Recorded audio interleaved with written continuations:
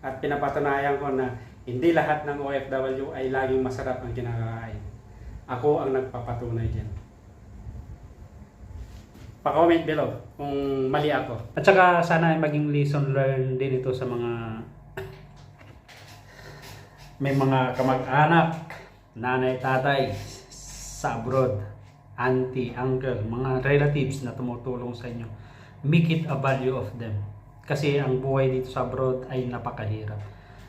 Yan yung ipapangat natin. Lutuin lang natin sa asin. Rega, samahan nyo ako at kakain na tayo. Sa maganda palang araw sa inyong lahat. Samahan nyo ako at magluluto tayo ng isda. Lulutuin lang natin sa asin at saka bawang. Ito siya. Hindi ko alam kung anong pangalan ng isda na ito eh. Tingnan nyo. Binili ko to last week. Ito siya oh. Tingnan nyo. Comment kung anong pangalan ng isda na to. At saka pag naluto siya, lulutuin lang natin sa asin at saka bawang. Na-ready ko na. Saka seasonings. Tapos pag okay na siya, lutuin natin ng tuyong-tuyo at saka meron na rin kamatis, sibuyas at saka sili na sausawan natin mamaya. Kasi yung binili ko to dati ay sinigang ko yung sinabawan ko yung ulo. Which is ngayon ay nalala ko yung kasama ko sa Saudi dati, si Randy. Kalimutan ko apelido, kasama ko sa Damam lagi.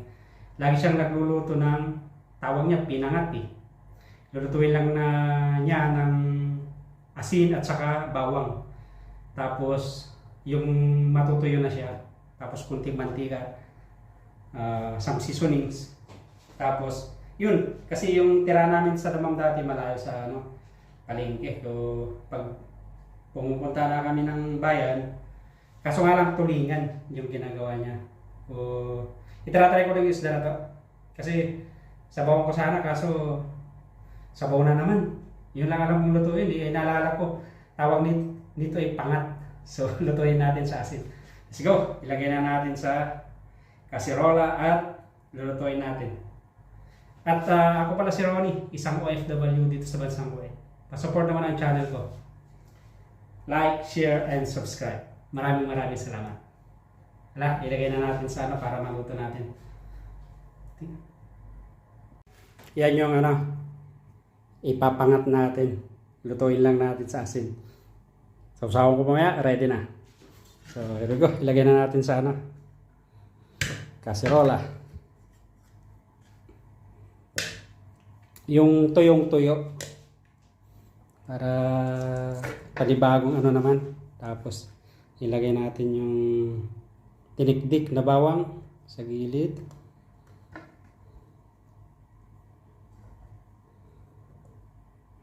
Tapos asin. Yan lang lulutuin natin sa asin. Yung medyo maalat, pero wag naman sobra maalat. Yan ang chance yan. At saka naalala ko dati yung sa probinsya, yung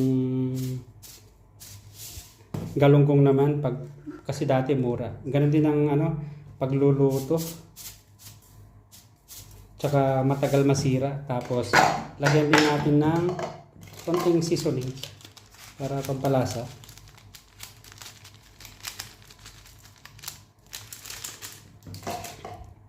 Tapos tubig. Of course, dito na, direkta na natin. Pangluto. Yan.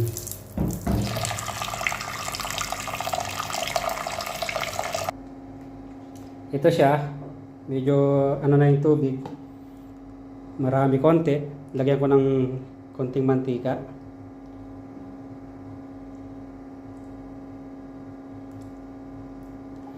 Ayos na yan. Tapos lutuin natin. Tapos patuyin na lang natin yung tuyong-tuyo bago tayo kumain mamaya. So, ito na. Isalang na natin. At ayun. Ayos. So, balikan natin mamaya. So, pa-comment naman kung mayroong gumawa din ng ganyan. Nalala ko lang yung kasama ko dati. Ito lang sabi ko, si Randy sa Saudi dati. So, itry natin.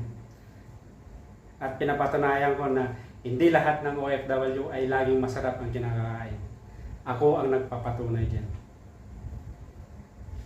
Pa-comment below kung mali ako.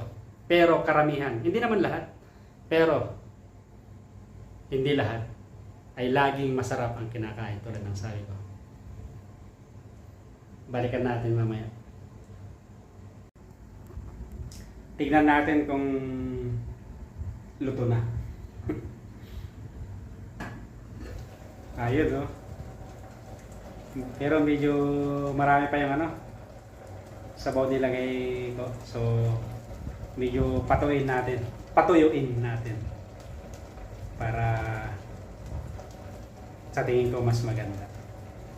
Takpan na natin. Saglit na lang yan. Tignan natin para makakain na tayo. Ayun! Pwede na. Tuyong-tuyo na.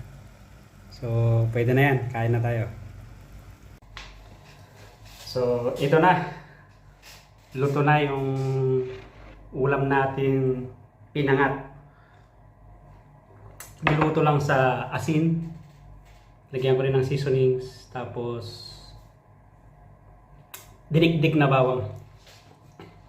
Isang piraso lang yung kinuha ko. Tsaka konting kanin. So, halika, samahan nyo ako at kakain na tayo. At maya-maya, pahinga na naman. Tulog, bukas, gising naman ng alas 4 ng madaling araw at papasok na naman. Kasi ang duty natin ay bukas ay alas 6 ng umaga hanggang alas 3 ng hapon. Kaya, samahan nyo ako kumain. At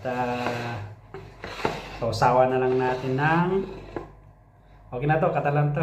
Tama lang yung alat. Okay naman siya. So, pwede yung subukan. Tawag ko dito ay pinangat. Nalala ko yung kasama ko, Randy before. So, sa Damam. Let's go, kakain na tayo. Samahan niyo ako. So, kasi ano rin yung ano yan eh. Yung alat, gawa nung kamatis. Tikman natin. Hindi ko alam kung anong pangalan ng isda na to eh. Pero okay siya pag bagong kuha, yung sinabaw mo yung ulo niya. Okay na okay. Ito naman yung sinasabi ko. Ang hirap maging isang OFW. Masarap na mahirap. Katulad ko ilan lang kami dito sa accommodation, bali 6 kami. Tapos kaming pagkain. 2 kasama namin, sa kwarto sa partition, mag-asawa, tapos sa kwarto bachelor kami. Pero tulad sabi ko, kanya-kanya kami ng pagkain. Ako lang mag-isa ngayon dito. So, na-board, wala akong magawa. Kaya, binidyoan ko to as my remembrance in the future. Okay siya eh. Tama lang. So, samahan niyo ako.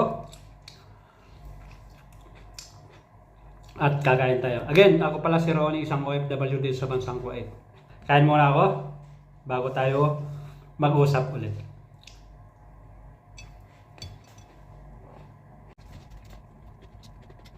Ayos mo. Okay na. Isi ka. Pasok ulit. Bigyan mo bagay na. Dalang mo rin. Dalang mo rin. Dalang mo rin. Tapos na tayo kumain. At taob. Solve na tayo. So, ngayon pala ay July 3, 2024. At eksakto 5 PM.